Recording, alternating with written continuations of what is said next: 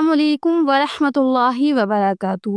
ایک بار پھر میں حاضر ہوں سورہ کہف سیریز نمبر 4 لے کر۔ امید ہے آپ نے پچھلی سیریز سنی ہوگی اور آپ کو پسند آئی ہوگی۔ اعوذ باللہ من الشیطان الرجیم، بسم اللہ الرحمن الرحیم۔ آج ہم سورہ کہف کے فضائل کا ذکر کریں گے۔ بعض صورتوں میں خاص فضائل احادیث مبارک میں وارد ہیں، جیسے سورہ فاتحہ، سورہ بقرہ، سورہ آل عمران، سورہ کہف، سورہ ملک، سورہ الکافرون، سورہ اخلاق۔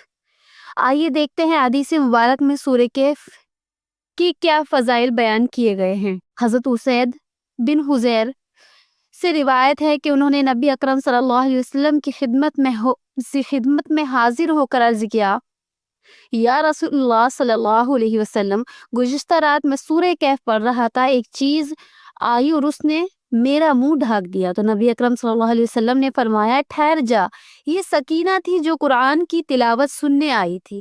تو دیکھیے سورہ کہف کی تلاوت سننے کے لیے اللہ کے فرشتے آسمانوں سے زمین پر اتر پڑے۔ حضرت ثوبان رضی اللہ عنہ سے روایت ہے کہ رسول اللہ صلی اللہ علیہ وسلم نے فرمایا، جو شخص سورہ کہف کی آخر 10 آیت پڑھے وہ اس کے لیے دجال سے بچاؤ کا باعث ہوگی۔ حضرت علی سے روایت ہے کہ رسول اکرم صلی اللہ علیہ وسلم نے ارشاد فرمایا، جس شخص نے جمعے کے دن سورہ کہف پڑھی تو وہ 8 دن تک ہر قسم کے فتنے سے محفوظ رہے گا، اگر دجال نکل آیا تو اس سے بھی محفوظ رہے گا۔ حضرت ابو درداء رضی اللہ عنہ سے روایت ہے کہ رسول اللہ صلی اللہ علیہ وسلم نے فرمایا، جس شخص نے سورہ کہف کی پہلی 10 آیت کو یاد کر لیا وہ دجال کے فتنے سے بچ گیا۔ حضرت معاذ رضی اللہ عنہ فرماتے ہیں، نبی اکرم صلی اللہ علیہ وسلم نے فرمایا، جس شخص نے سورہ کہف شروع اور آخر سے تلاوت کی، اس کے لیے پاؤں سے لے کے سر تک نور ہوگا۔ جس نے پوری سورہ کہف کی تلاوت کی اور اس کے لیے اللہ تعالیٰ زمین سے لے کر آسمان تک نور پیدا فرما دیں گے۔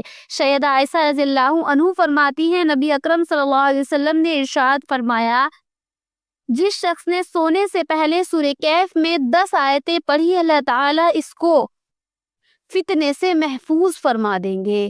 حضرت عباس رضی اللہ عنہ فرماتی ہیں، حضرت ابن عباس رضی اللہ عنہ فرماتے ہیں، نبی اکرم صلی اللہ علیہ وسلم نے ارشاد فرمایا، سورہ کہف تو تورات میں حائلہ کہا جاتا ہے، جو اس کے پڑھنے والے اور آگ کے درمیان حائل ہو گئی۔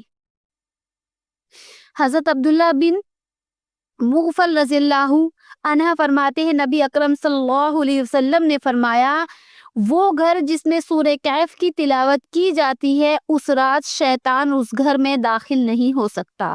یعنی جو بندہ رات کو سورہ کہف تلاوت کرے گا اس کے گھر کے اندر شیطان داخل نہیں ہو سکتا۔ آپ اندازہ لگائیے کہ اس سورت کی کتنی عظمت ہے۔ جس گھر میں رات کو پڑھی جائے اس گھر میں شیطان رات کو داخل ہی نہیں ہو سکتا، تو بھائی اگر دن میں پڑھی جائے تو دن میں بھی داخل نہیں ہو سکے گا۔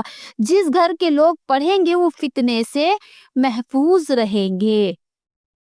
حضرت نواس بن سمعان رضی اللہ عنہ سے روایت ہے، نبی اکرم صلی اللہ علیہ وسلم نے دجال کے بارے میں فرمایا، تم میں سے جو شخص دجال کو پائے اور سورہ کہف کی ابتدائی آیت پڑھے اس کے لیے دجال کے فتنے سے پناہ دینے والی سورت ہے۔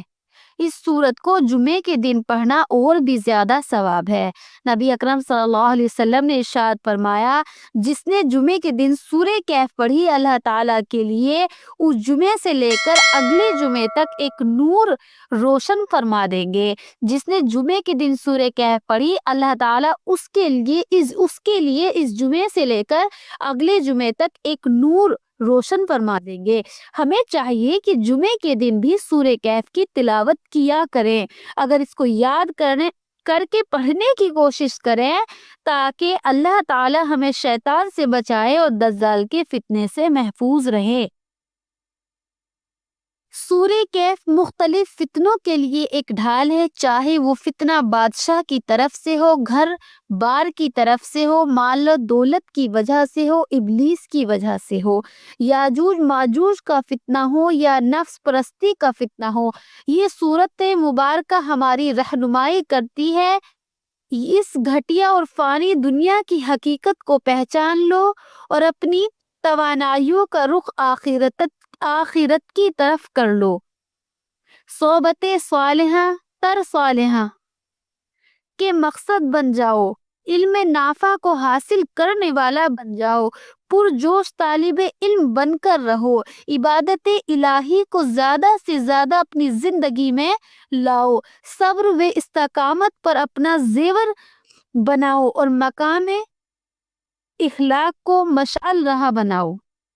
آج بس اتنا ہی، پھر ملتے ہیں اگلی نیکسٹ سیریز میں۔